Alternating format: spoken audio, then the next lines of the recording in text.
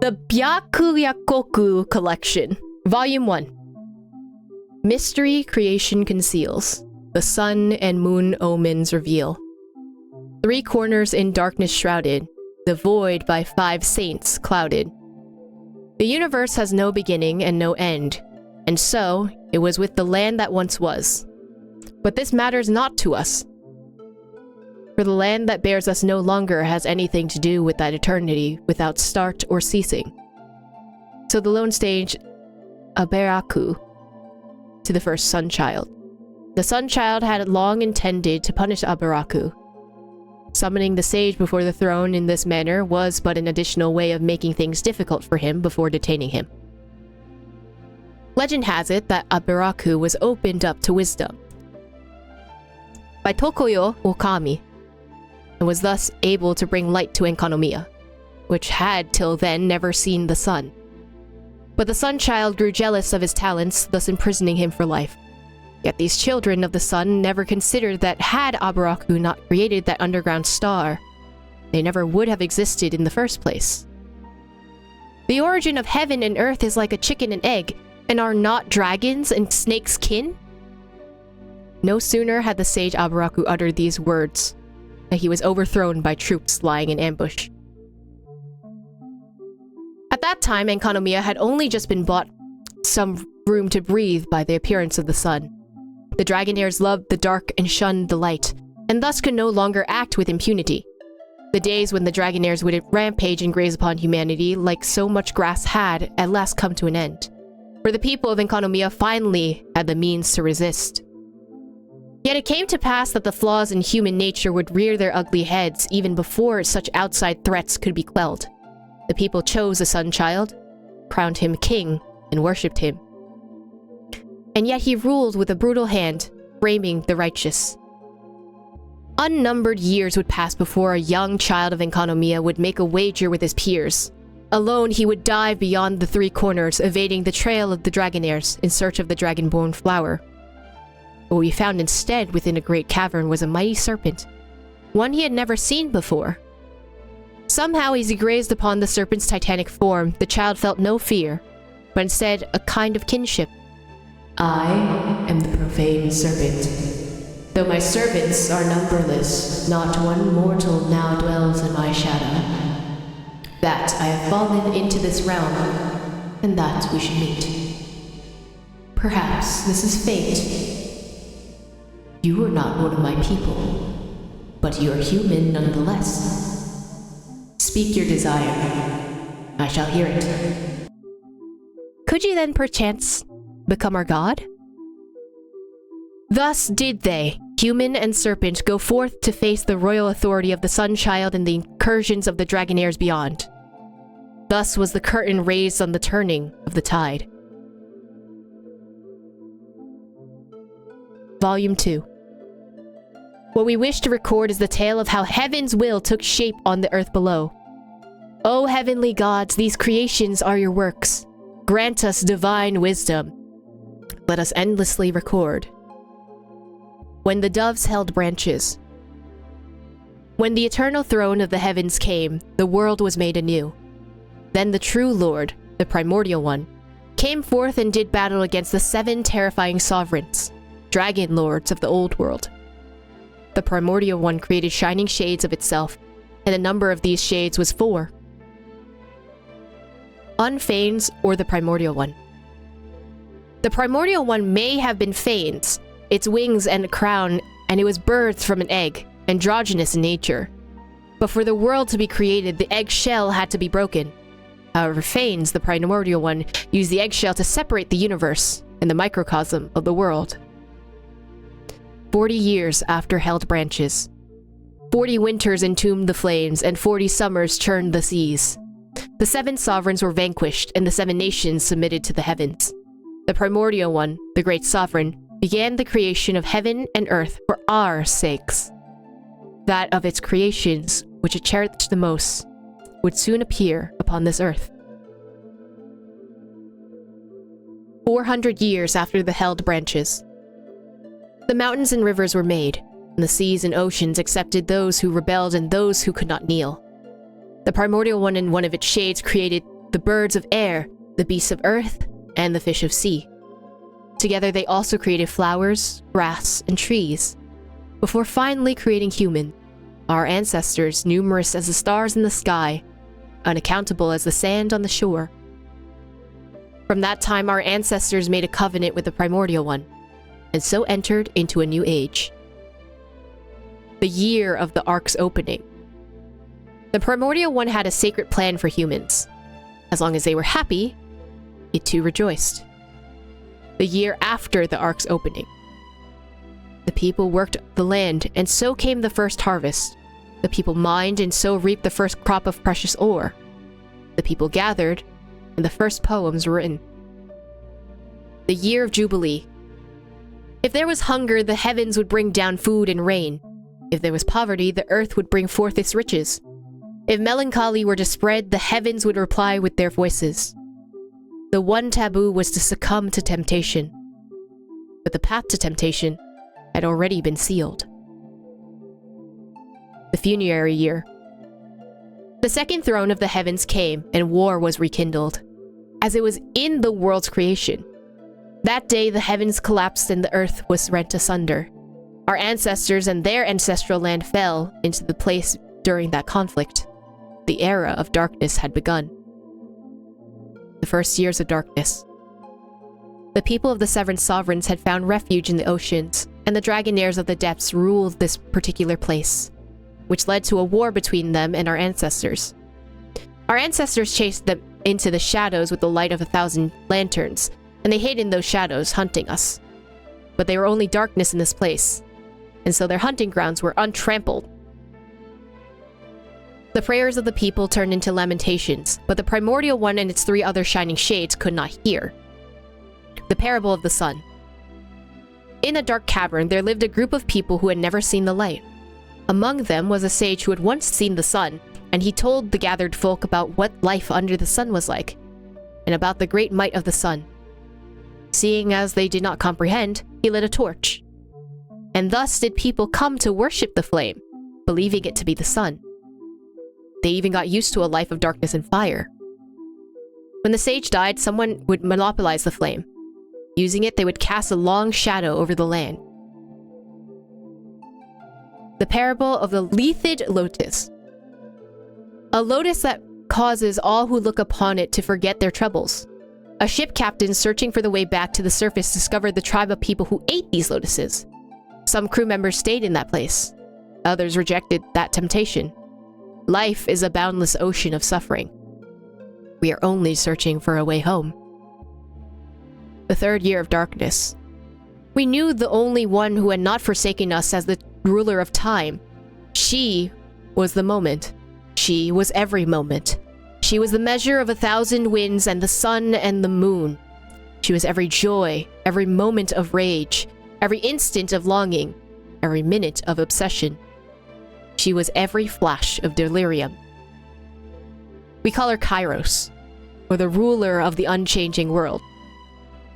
We dare not speak her true secret name, and so I pen it here, only once in reverse. If you reverse it, it's Issaroth. The year of blindness. The sage Abrak's wisdom was awakened, and he unveiled a light-bringing miracle within his hands. So our ancestors began to build the Helios, with him as their leader. The year of sight, or the first year of sun and moon. Helios, the divine chariot of the sun, was finally completed. The white night came, and Evernight was banished. The years of sun and moon had begun. The second year of sun and moon. Our ancestors fought the returning way, for surely the war on the surface had ended by then. But the Primordial One, on the first throne, had laid down a ban, preventing our ancestors from finding the path home. In that case, the Primordial One must have defeated the second who came. Abrax was imprisoned by order of the Sunchild. The parable of the tree. The king's gardener and the tree spirit of the royal garden were in love. But the king wished to repair the beams of his pavilion, and so needed to cut down the tree with the most spiritual energy within it. The king was the incarnation of the primordial one, and the gardener could not defy the sovereign of sovereigns, and so he could only bring his plea to the king's priest, who was the incarnation of Tokoyo Okami. The priest had pity on the gardener and said to him, "Go and cut the branches of the spirit tree down." The gardener did so, and afterwards did as the king ordered, cutting the spirit tree itself down. Then the priest said, "Plant the spirit tree's branches in the ground." But the gardener said, "A spirit tree shall take 500 years to grow."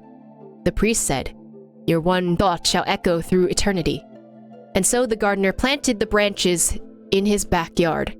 In an instant, the slim branches grow into a new tree, and the new tree spirit was a continuation of the past one. For it was the god of moments who was able to take seeds from this moment into past and future.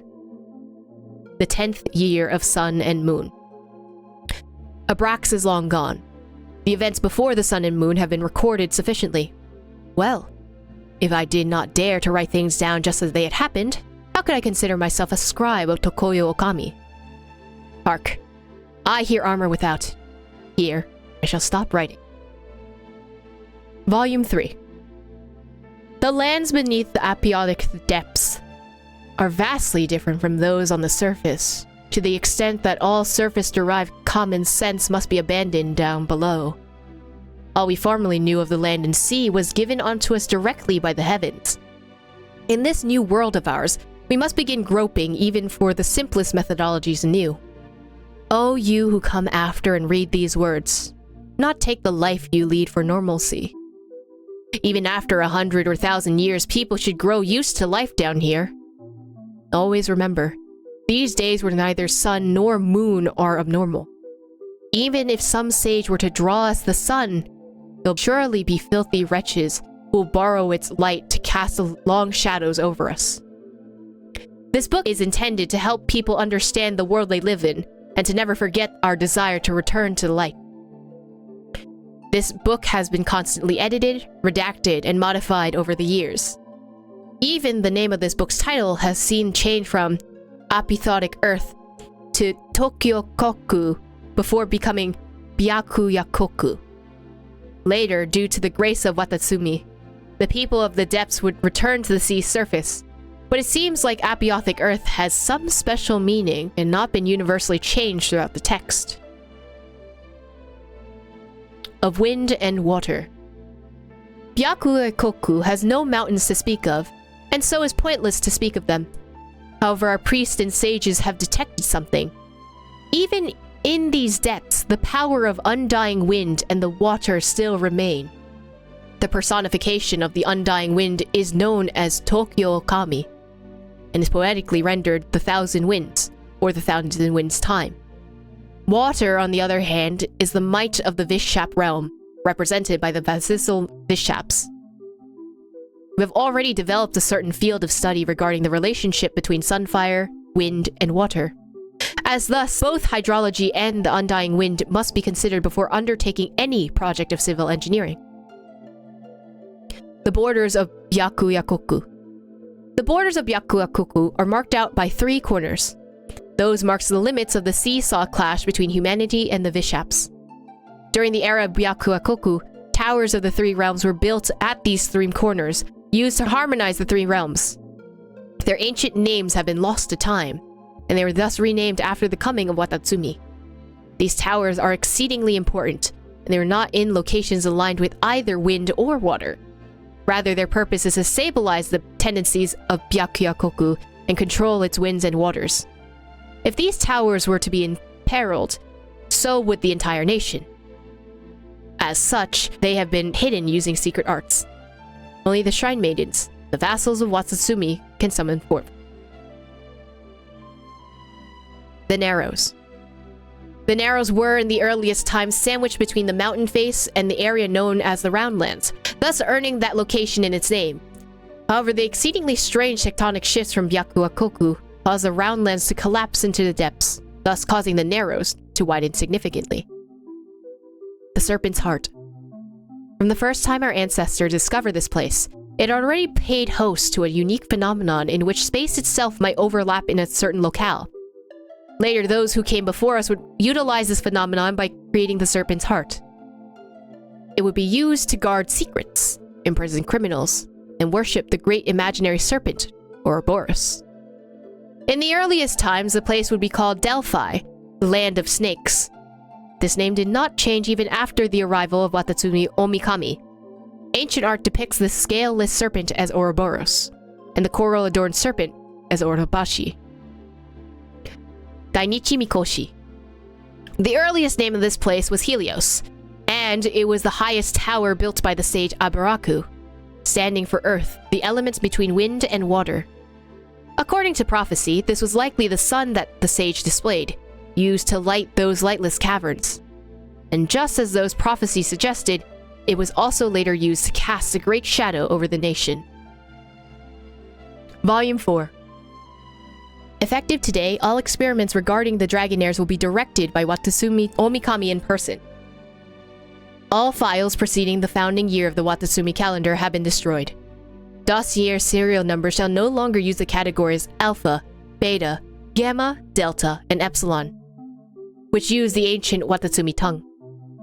Instead, we shall use Earth, Water, Fire, Wind, Ether, and Void going forward. All quotes and notations are written within the quotation marks. The following order of writing should be observed. File header, serial number, subject, author. Author can be omitted, or their internal title within the research lab may be used. Usage of a researcher's ancient Byakuyakoku Enkanomiya name or modern Watatsumi Narukami Inezuman name is forbidden. These experimental records are not to be used for writing of diaries, love letters, or fantasy novels. The Dragonaires, hereafter named Baptismal Vishap or simply Vishaps, evolution is plain for all to see. Water 101 Dragonair Evolution 1. We have tried lowering the temperature in the living environs of a young heat-resistant Vishap. As a result, they were weaker once matured. We suspect that this is because the body did not possess the seed required to resist such an environment. However, its descendants would all possess high body fat, greater predilection towards sleep, and would express this cryo element. Please refer to the experimental data after the main text. The abnormal data derived from sample 3 is due to my assistant feeling sorry for the subject of the anti-hunger control group and feeding it serendipitously. When we place the descendants into a sweltering location, they would again choose, like their ancestors, the heat-resistant trait. However, none of them have developed traits indicative of the pyro element thus far. We do not have enough data to reach a conclusion at present, but we can make an educated guess that the baptismal Vishaps have the ability to awaken their seed freely before maturation. Vishap mothers can also create new seeds to pass on to their descendants should they encounter heretofore unseen, challenging environments. It can be said that even before encountering us, the people of Enkanomiya, the baptismal Vishaps have already stored a veritable armory within their bodies. The research of the intelligence tests are astonishing. Void 207 Vishap Intelligence Research. Through a screening process consisting of rewards and punishments, although previous research indicates that screening is unnecessary, Vishaps are, one and all, adapters of par excellence. The linguistic capabilities of Vishaps 4 generations down are starting to approach that of a 12-year-old human student. Perhaps it might be more accurate to say that Vishaps always had their own methods of communication, and what they are displaying here is their ability to learn. We believe that these experiments should be stopped. If not, we may yet be proven narrow-minded for having dismissed that last person who wrote a fantastical tale about Bishap people. Prophecy holds that Dragon Sovereign of Water will be born in a human form. We must not let this thing happen in Enkanomiya. All previous attempts at grafting have failed. Void 907 Watatsumi Omikami Special Orders 1. Because they cannot accept Watatsumi's Omikami's blood, the Vishaps will fall victim to various adverse effects. Perhaps they are not yet strong enough, but we cannot be sure. Indeed, according to our rationalized Vishap evolutionary roadmap, we should have already bred the strongest Vishap possible. The grafting can be considered a success. Void 907 Watatsumi Omikami's Special Orders 3.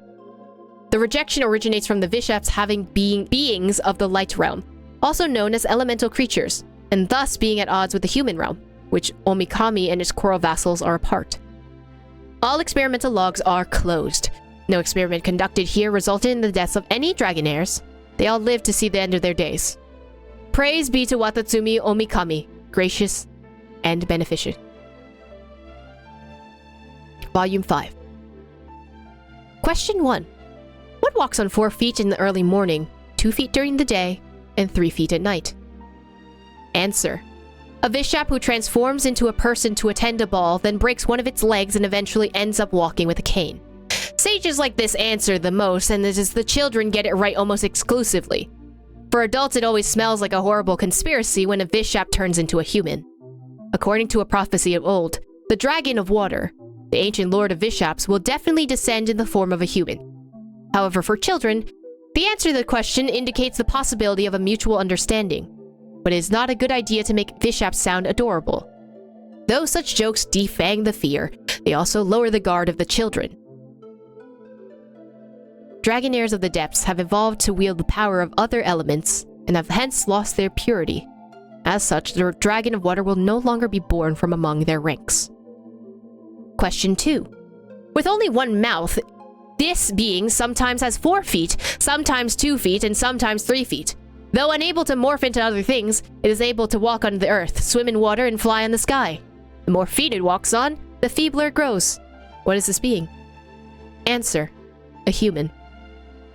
Humans crawl on hands and feet as babies, walk on 2 legs as adults, and use a cane as elders.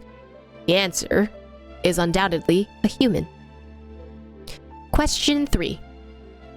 What walks with only one mouth but walks on 4 and 2 feet? Answer. Someone raising livestock. This riddle is a very ancient one. In the past, we could only understand the meaning of livestock from reading text.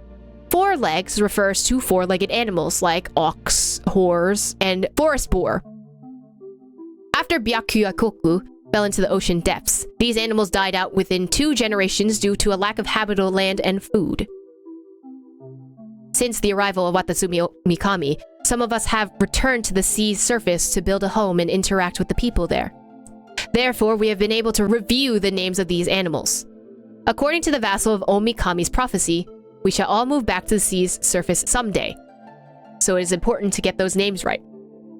Ox means cattle, horse means horse, and forest boar means forest boar. Question 4. Who are the 2 sisters who give birth to each other every day? Answer. Day and Night, or White Night and Evernight. This riddle is easy to understand. It alludes to the succession of day and night, which in Byakuyakoku means the cyclical White Night and Evernight under the control of the Dainichi Mikoshi. Though the land was an everlasting night before the Dainichi Mikoshi was built, the light of day that people had seen had remained unchanged. By the way, the 2 special astronomical phenomena of Byakuyakoku, the mirages and the sin shades, were the first indiscriminately referred to as eidolons, and seen as the 2 sides of the same coin. It was not until the arrival of Watatsumi Omikami that the people of Byakuyakoku were able to understand the 2 phenomena and name them differently. Though the sun did not shine upon Byakuyakoku, mirages that appeared in white nights were named Sunfire Phantasms, and those of Evernight, Ghostfire Phantasms. As time went by, both of them came to be referred to as the Sunfire Phantasms, for they are essentially the same thing. Question 5. I am the Shadowborn of the Lord of Light. I am the wingless bird that rises from the earth to the sky. Those who shed tears in my presence feel no sorrow in their bosoms. Away with a gentle breeze I fade, and thus ends my fleeting life. Answer. The answer is smoke. Birds are winged creatures, and it's normal that they are not seen in Enkanomiya.